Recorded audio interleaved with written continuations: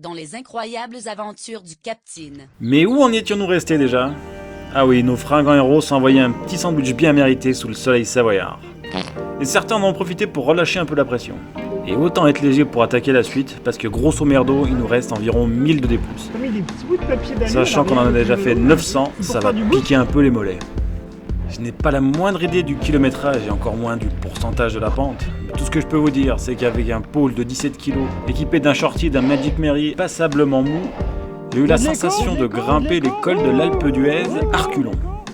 Heureusement, on peut compter sur ces magnifiques paysages haut-savoyards et ces montagnes enneigées.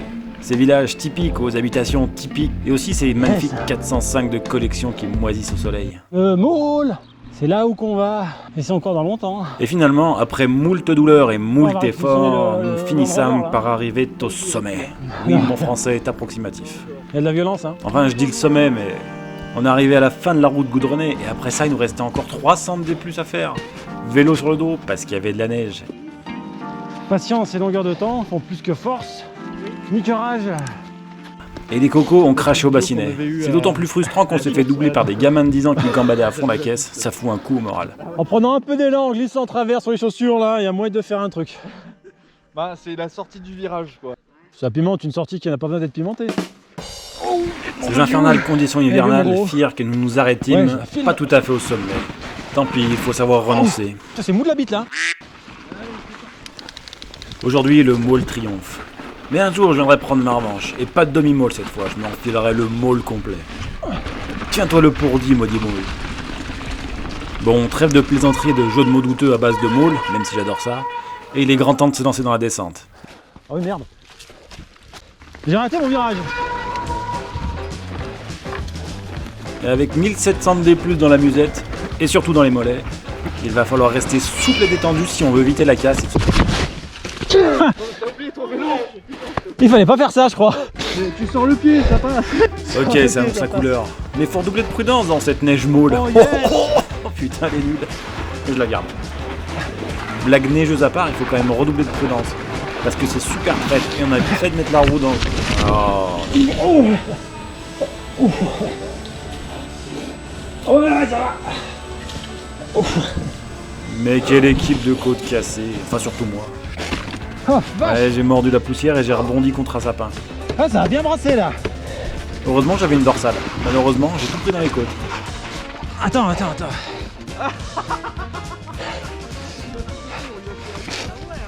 Ouais, j'ai fait un... Putain, la vache, j'ai pris une bonne tartine, là. J'ai fait un sacré vol plané parce que j'ai atterri quand même 3-4 mètres plus bas. Ah, puis il y avait des branches et tout, là. C'est... Ouais, j'en ai couché 2-3.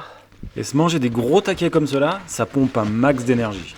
Déjà, il faut se relever, il faut retrouver ses esprits, il faut sortir le vélo qui s'est empêtré dans les branches, il faut remonter sur le chemin, le tout en serrant les dents et en gardant le sourire parce qu'on n'a pas trop envie de mettre en péril la sortie des copains, et surtout qu'on est qu'au début et qu'il nous reste à peu près 1200 D- à faire. Ça s'annonce compliqué. Et je vous confesse que j'ai pas attaqué la suite super sereinement. J'étais pas super lucide, encore moins souple et détendu, mais tant qu'on est chaud, on souffre pas trop, alors vite, en selle pour la suite des aventures. Allez, le temps que Fracassou négocie ces quelques racines qui lui ont donné beaucoup de fil à retordre, je vais rectifier une information que j'ai donnée dans la première vidéo, et qui a été bien gentiment corrigée par Aurélie sur Facebook. Aurélie, avide de vérité pour défendre sa Souple et baléchérie. détendu, là. La plus grosse source de pollution de la vallée de l'Arve, c'est ni l'autoroute, ni les industries lourdes, c'est le chauffage au bois qui émet toute une tonne de c'est dur, petites particules fines, vous savez, quand vous baissez le tirage le soir parce que vous avez la flemme de vous relever 3 heures plus tard pour remettre une bûche. Eh ben ça vient de là. Merci à toi Aurélie pour ton professionnalisme. Sans ça, on aurait pu nous taxer de Trumpiste, propagateur de fake news. On va éviter de se la coller sur les cailloux. Mais attendez une minute, je viens d'y penser. Si ça se trouve, c'est Aurélie qui fait des fake news. Peut-être qu'elle travaille pour le complexe militaro-industriel et qu'elle essaye de cacher la vérité sur la pollution de la vallée de l'Arve. Qui sait, la vérité est peut-être quelque part là dehors. En attente de quelqu'un qui viendrait gratter un petit peu la surface. Je pense à Erin Brockovich en fait quand je dis ça. Ouais, souple et détendu, là. Ça va mieux que tout à l'heure. Vous savez, le film de Soderbergh avec Julia Roberts à propos d'une dame qui enquête sur la pollution de l'eau dans une ville des États-Unis, je crois que ça s'appelle Flint, quelque chose comme ça. Elle a eu un Oscar pour ce rôle. Bref, c'est pas moi qui vais mener l'enquête parce que j'ai mal aux côtes et il reste encore un paquet de descentes à faire, alors faut que je stay focus. sur mon objectif d'arriver en bas d'un seul morceau, sans que mes côtes s'entrechoquent entre elles.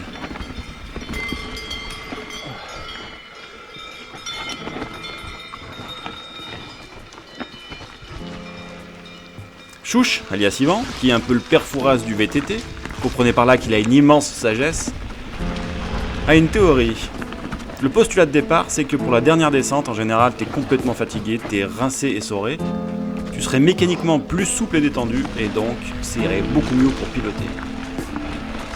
Et si j'en crois cette vidéo, je suis l'exception qui confirme la règle. J'étais tout sauf souple et détendu. J'avais la vision tunnel, aucune anticipation. Ça passe. Chaque caillou me remontait dans les cuisses. En un mot, douleur. Souple et détendu. La bonne nouvelle, c'est que j'ai pu tester comme il faut l'endurance de mes Cura 4. Ah, je les ai pas lâchés eux par contre. L'image qui me vient en tête, c'est un paresseux agrippé sous une branche. Vous savez, les paresseux avec leurs griffes bien recourbées pour bien choper les branches. Et ben, c'était pareil avec mes doigts. J'ai fait ce qu'on pourrait appeler le paresseux du frein. Attention, je pose une marque déposée là-dessus, ça m'appartient maintenant. Bon, en tout cas, les Cura, ils sont endurants quand même, parce que je les ai bien fait gueuler là. On sent qu'ils en ont chié, et quand je les ai purgés après la sortie, j'ai entendu murmurer un petit merci. Merci. Motherfucker.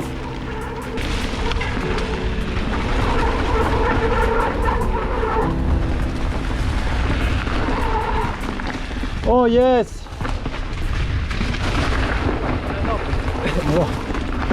Voilà un bel exemple de manque de lucidité.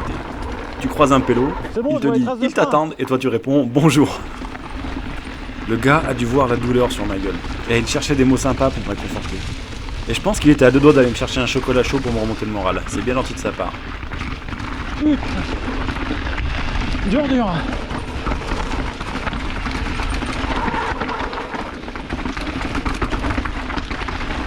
Allez, souple et détendu, putain, amorti un peu, bordel. Ça, c'est ce qu'on appelle de l'auto-persuasion. Vous savez, quand vous dites « je vais bien, tout va bien ». Ben là, c'est à peu près la même chose en vélo. Souple et détendu, amorti et pompe un peu. Et croyez-le ou non, à force de se répéter dans la tête « souple et détendu, souple et détendu, souple et détendu, souple et détendu, souple et détendu, souple et détendu », et ben on finit par s'assouplir et se détendre un peu.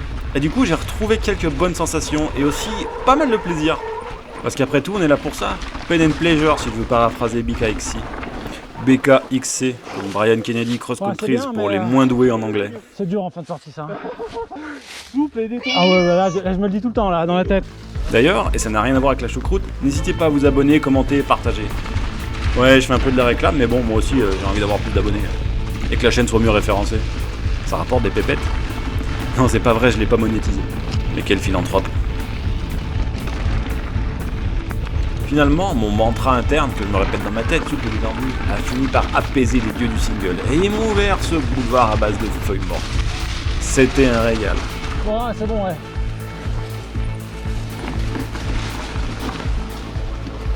Après, ils ont Oh, testé putain, ma persévérance avec ce petit passage en rondin que je déteste absolument.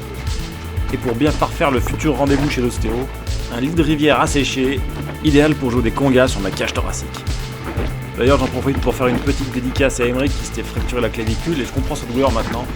Et surtout, abonnez-vous à sa chaîne parce qu'à 1000 abonnés, le bougre se tond le maillot. Oh, disons que le retour sur deux pieds, là, est violent. Eh, ça va, je suis pas tombé. Vous entendez ça? C'est Thomas qui siffle tel un berger pour rappeler son troupeau. Et aussi faire fuir ces maudits piétons parce que le bougre va vite. Il va tellement vite d'ailleurs que pas besoin de siffler. Il s'est bricolé une sorte d'appôt, mais au lieu de pousser de l'air à travers, la vitesse de l'air qui s'engouffre à l'intérieur crée ce sifflement. Oui, c'est inventé de toutes pièces, mais ça peut faire une super idée pour développer un produit qui ne sert à rien. Et dans les idées farfelues du même tonneau, j'avais pensé un jour à monter un petit appareil à faire des bulles de chaque côté de mon cintre, avec une alimentation en interne qui serait dans le cintre. Imaginez-vous un peu en fendant la bise à fond la caisse et en balançant des bulles de chaque côté. Ça aurait une gueule pas possible.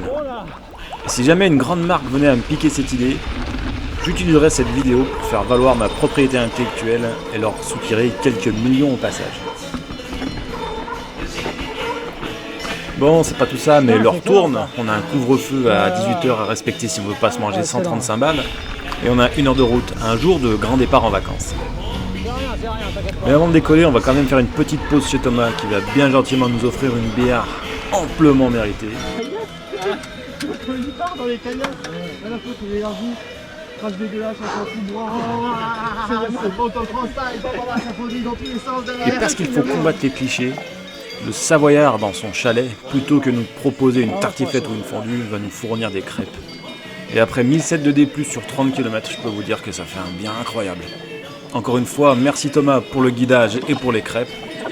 On se retrouve très vite sur le vélo, mouchez-vous dans votre coude et ciao bye les potes!